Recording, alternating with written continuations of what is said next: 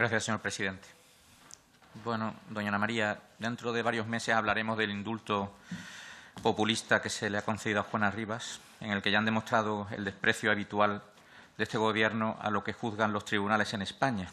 Hoy por hoy, lo que pedimos es que nos contesten a las preguntas que le hacemos al Gobierno cuando le preguntamos las razones de ese indulto.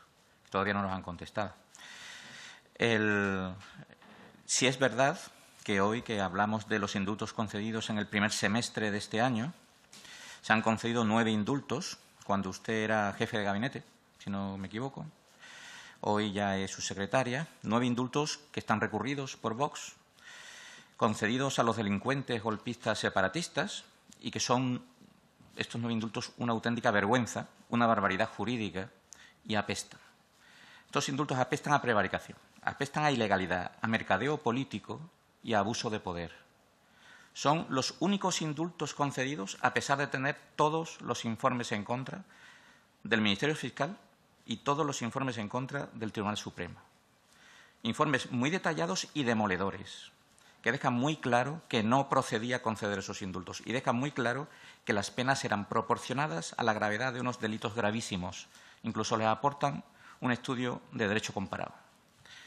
Esos indultos se han concedido incumpliendo la ley, al no haber razón alguna ni de justicia, ni de equidad, ni de utilidad pública para concederlos, como exige así la ley.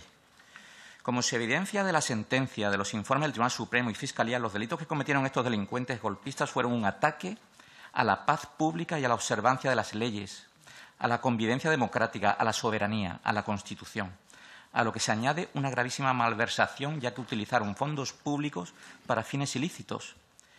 Los indultos impiden restablecer la legalidad, impiden cumplir los fines que persiguen las penas. Lo que se ha concedido en realidad es un indulto general prohibido por la ley a delincuentes condenados por el Procés, aunque lo sea bajo ese disfraz de 9 expedientes distintos. Se ha indultado a delincuentes condenados en el año 2019 a penas de hasta 12 y 13 años de prisión por esos gravísimos delitos de los que ninguno de ellos se ha arrepentido, ni de la sedición, ni se han arrepentido de las malversaciones que cometieron, de los tumultos o las violencias que provocaron. Intentaron romper la unidad de España mediante una estrategia que incluía la proclamación unilateral de ruptura con el sistema constitucional. Promovieron de forma absolutamente ilegal la celebración de un pretendido referéndum con el objetivo de romper España y constituir una república catalana. Ninguno de ellos se ha arrepentido. Ninguno de ellos se ha mostrado dispuesto a devolver el dinero malversado. Y además han dejado muy claro que van a volver a cometer esos mismos delitos en cuanto tengan la primera oportunidad. Uno de esos delincuentes indultados llegó a decir, el señor Oriol Junqueras, el indulto es un triunfo porque demuestra las debilidades del Estado. Estos indultos han sido una traición a todos los españoles y en especial a todos aquellos que sufren en Cataluña desde hace ya años las imposiciones y los acosos de los separatistas. Estos indultos son una clara manifestación de corrupción política. Este Gobierno ha actuado como actuaban las dictaduras y las monarquías absolutas, sin sujeción a la ley alguna, de forma arbitraria, concediendo los indultos por su capricho, por su voluntad y persiguiendo un interés personal. En este caso, el Gobierno solo buscaba algo a cambio, el apoyo parlamentario de Esquerra Republicana, del Grupo Republicano, para mantener a Pedro Sánchez de la Moncloa, mediante su apoyo a los presupuestos. Con estos indultos, el Gobierno se ríe de lo juzgado por el Tribunal Supremo. En los expedientes tramitados en su ministerio no hay motivación alguna que responda a un mínimo de lógica jurídica en estos casos. La propuesta del Ministerio elevada al Consejo de Ministros está repleta de argumentos que solo pretenden aparentar una inexistente legalidad para estos indultos, con argumentos que son absolutamente erróneos, orientados intencionadamente a crear confusión. La propia propuesta para el indulto redactada en su ministerio asume la retórica de los separatistas, pues hacen ustedes la locura de asumir el carácter político del cumplimiento de las condenas y que el encarcelamiento de estos delincuentes era un obstáculo a la convivencia en Cataluña. Otorgan así un indulto general a quienes son el verdadero obstáculo a una convivencia pacífica y democrática. Han excarcelado ustedes a quienes se esfuerzan por romper la sociedad catalana. Si a ello unimos los cambios que ha propiciado este Gobierno en el Tribunal de Cuentas, con una estrategia absolutamente deshonesta de cesiones a los separatistas a cambio de apoyo político, la estrategia se define con clara nitidez. Esquerra Republicana ha llegado a afirmar que confían que con el cambio de consejeros en este Tribunal de Cuentas se propicie para ellos una salida a esa causa abierta a 36 exaltos cargos de la Generalidad por malversar 5,4 millones de euros. Este indulto general que se ha concedido es ilegal y una traición a España. Y como le decía al principio, apesta. Por ello, le voy a hacer una serie de preguntas que espero que me conteste. Y si un ujier puede acercarle estas preguntas, que las traigo por escrito para que no se le olvide ninguna, se las voy a leer para que consten en el diario de sesiones. ¿Quién redactó los primeros borradores y las propuestas definitivas de indultos que se elevaron al Consejo de Ministros? Me refiero evidentemente a estos 9 indultos. Si me puede dar el cargo y los nombres. ¿Se recibió algún tipo de indicación previa desde la presidencia del Gobierno o su entorno? En su caso, ¿de quién? ¿Se recibió algún tipo de indicación previa desde el Partido Socialista o su entorno? ¿De quién, en su caso? Antes de enviar las propuestas al Consejo de Ministros, ¿se mantuvo algún contacto o algún miembro de Esquerra Republicana con algún miembro de Esquerra Republicana o alguien de su entorno? En su caso, ¿con quién? ¿El ministro de Justicia revisó o modificó el texto inicialmente redactado antes de enviar las propuestas definitivas al Consejo de Ministros? Y aunque usted en aquel momento no tenía el cargo que ostenta hoy, para su caso, le pregunto, ¿asesoró o tuvo usted personalmente alguna intervención en la redacción de estas propuestas enviadas al Consejo de Ministros? Y en caso afirmativo, ¿nos puede explicar qué conocimiento tuvo en esta redacción y cómo intervino? Muchas gracias. Muchas gracias, señor presidente. Señorías, no nos hablen de libertad. Ayer mismo, salía una mujer de uno de los centros de exterminio y allí, cerca de la puerta, llorando amargamente, se acercó a un rescatador diciendo: ¿por qué no me habré parado aquí hace 4 horas? Señora Méndez, le pido... Señorías, por favor, les ruego mantengan el orden y el silencio. Y ya se encargará esta presidencia de saber hasta qué punto algunas de las expresiones no son como esta Cámara merece ser escuchada.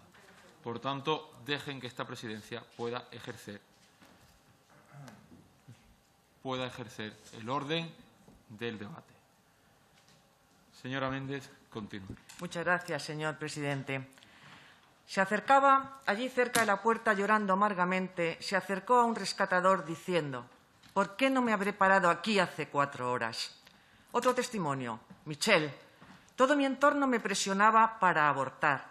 Nadie me tendió una mano hasta que llegué a la puerta del abortorio. Me habían estado manipulando. Nunca me he arrepentido de tener a mi hija. Paula es mi vida. Señorías, el texto que hoy se vota solo tiene un beneficiario: los centros de exterminio de seres humanos.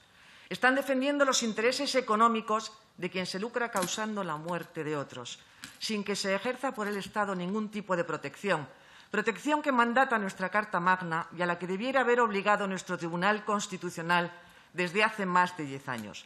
Esa grave e injustificable omisión, también del legislador, esa desprotección absoluta, la intentan paliar como pueden las personas a las que ahora se ataca, que son aquellas que ofrecen su tiempo y cariño a quien en esos momentos más lo necesita: afecto, recursos, acompañamiento, humanidad y verdad.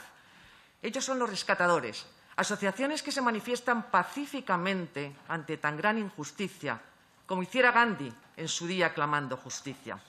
Han salvado más de 6.000 vidas de niños y han curado heridas de muchas madres rotas. Entiendo que la verdad les escueza.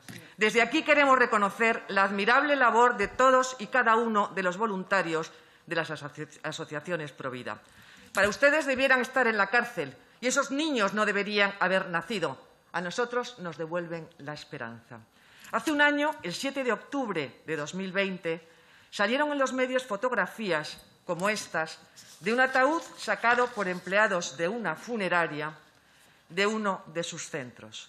Al día siguiente, la patronal ACAI fue recibida por la ministra Montero, a la que hizo llegar un informe y solicitó que se tipificaran estas actividades como delito.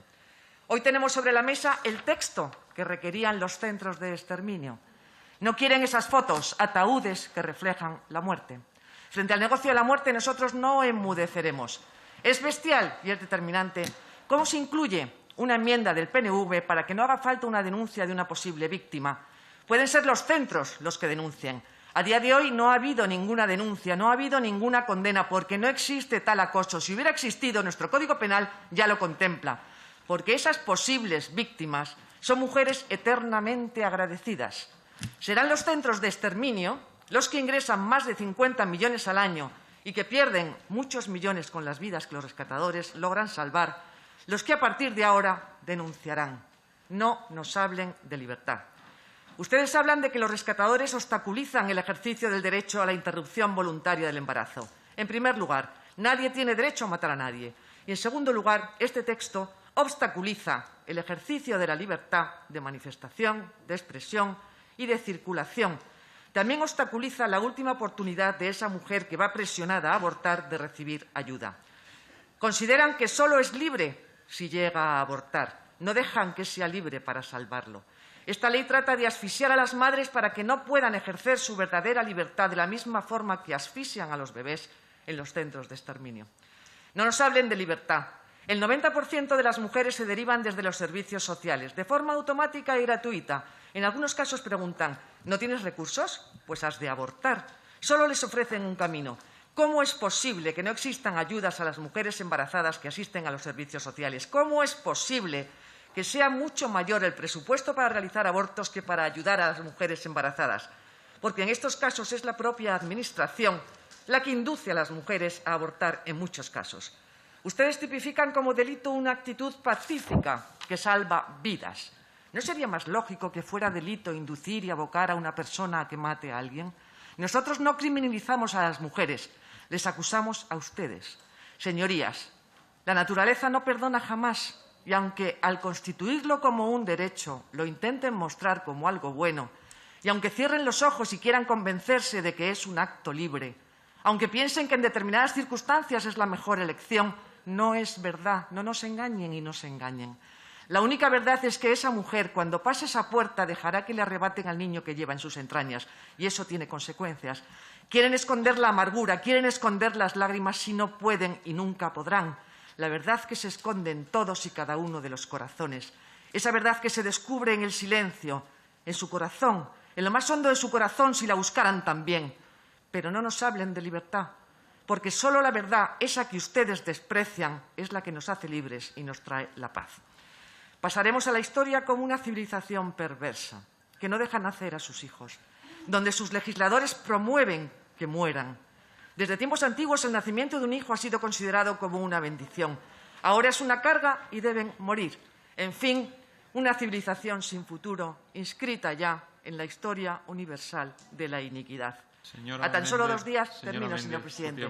Termino, señor presidente. A tan solo 2 días de la celebración del nacimiento del niño Dios en Belén, un niño que vino a traer la paz al mundo, les deseamos feliz Navidad a todas las personas de buena voluntad.